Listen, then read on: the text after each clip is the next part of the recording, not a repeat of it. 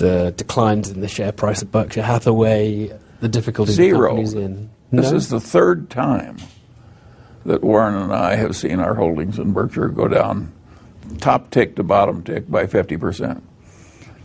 I think it's in the nature of long-term shareholding with the normal vicissitudes in worldly outcomes and in markets that the long-term holder has his quoted value of his stock go down and then by, say, 50%. In fact, you can argue that if you're not willing to react with equanimity to a market price decline of 50% 2 or 3 times a century, you're not fit to be a common shareholder, and you deserve the mediocre result you're going to get,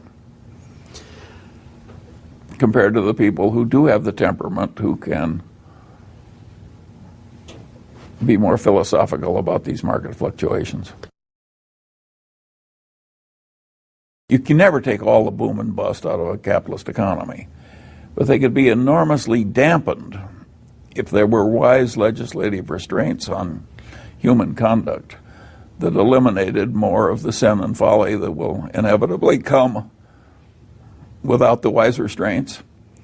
And what happened in America is that the people who were making money out of a lack of wise restraints just got more and more power by doing more and more lobbying and making larger and larger political contributions, and being aided by a certain ideological nuttiness, which assumed that because free markets worked so well compared to, say, communism, that it automatically followed that if there were no laws at all restraining financial conduct, the economy would work better. And that's not so. The economy works worse if you allow unrestrained sin and folly in finance. That goes back all the way to the South Seas bubble. Without a system of wise restraints,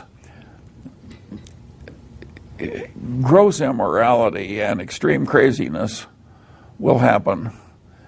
In markets, they need to be dampened. Sin and folly needs to be stepped on.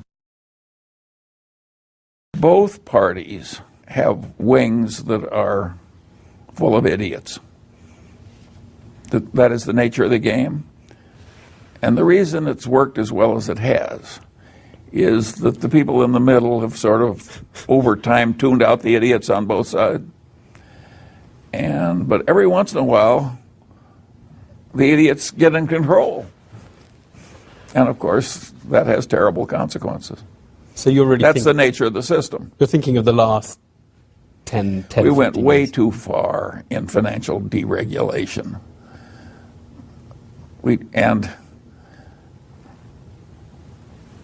people were making so much money, and the economy was doing so well because it was being puffed up by this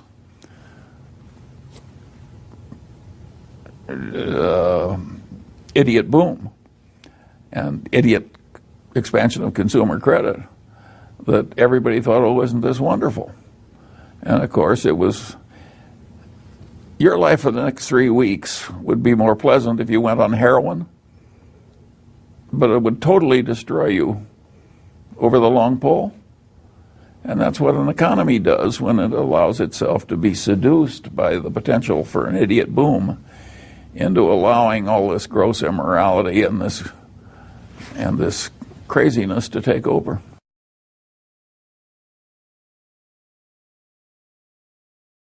To his credit, of all the major figures, he's the only one who promptly said, I was a horse's ass. I'm ashamed of my lack of foresight. I missed this. Who else but Alan Greenspan is talking that way?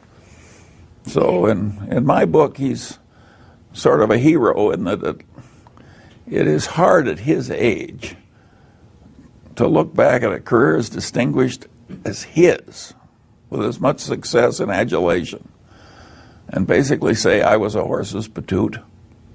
And that's what he's done. So, to me, he's a hero. We need more of that sort of thing. Wall Street attracts and rewards what I call a locker room culture. There are a lot of people who just have to win at football or soccer or something like that. And they're just so competitive that whatever A is doing, they have to be as good or better than A. And of course, Warren and I don't have those compulsions. And I would rather live my way than theirs. They do enormous damage to the rest of us with their damn locker room culture that has to win. And is not very squeamish about what they have to do to win.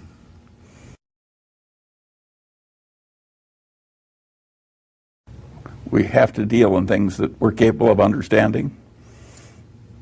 And then once we're over that filter, we have to have a business with some intrinsic characteristics that give it a durable competitive advantage. And then, of course, we would vastly prefer a management in place with a lot of integrity and talent. And finally, no matter how wonderful it is, it's not worth an infinite price. So we have to have a price that makes sense and gives a margin of safety considering the natural vicissitudes of life. That's a very simple set of ideas. And the reason that our ideas have not spread faster is they're too simple. The professional classes can't justify their existence if that's all they have to say. I mean, it's all so obvious and so simple. What would they have to do with the rest of the semester? Well, at the time we bought it, it was succeeding mightily on multiple fronts,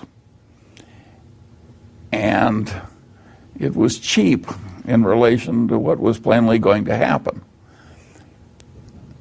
That was a valuable insight. There are times when even a company as big as Coca-Cola is too cheaply priced by the market, considering what it's going to do for the shareholder. And there are times when we can figure that out, and there are times when we can't. And the times when we can figure it out, we tend to go in heavily. For many, many months, we were buying as much Coca-Cola as we could buy, roughly a third of the volume trading, every day for months. So we were very aggressive in buying into Coca-Cola. We have the mindset of the person that's buying the whole business at the price you would realize by multiplying the price we're paying by share by the number of outstanding shares. And we want the price for the whole business so calculated to look very attractive. So we like buying individual shares at a price that's lower than we think a rational person would pay if he could buy the whole business.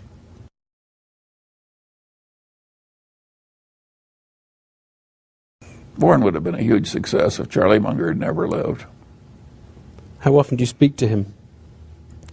Well, in the early days, it was almost every day, and now it's maybe once a week. Only once a week? Yeah. It's not very much. But sometimes it's a long conversation. You and Warren are very much a double act in the chairman and vice chairman of the company. At some point, you want to probably retire, don't you? Step down, rest a bit? Well, I don't think either of us wants to quit except as the laws of physiology force it. And that, no doubt, will be soon on us. But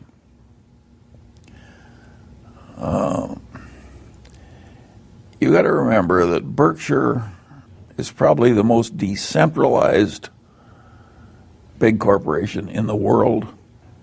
I think the very decentralization of Berkshire and the extreme pockets of talent in all the subsidiaries will give Berkshire a very respectable future long after we're gone.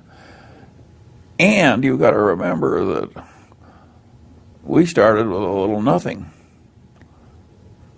And our successors are starting with something that is not a little nothing. And you ought to be able to achieve a lot more when you're given a mighty hand than you were when you start with a little nothing. Now, they won't be able to multiply money as fast per share, because that can't happen when you're working with such large sums. But in terms of a creditable institution that serves the wider world, I think Berkshire's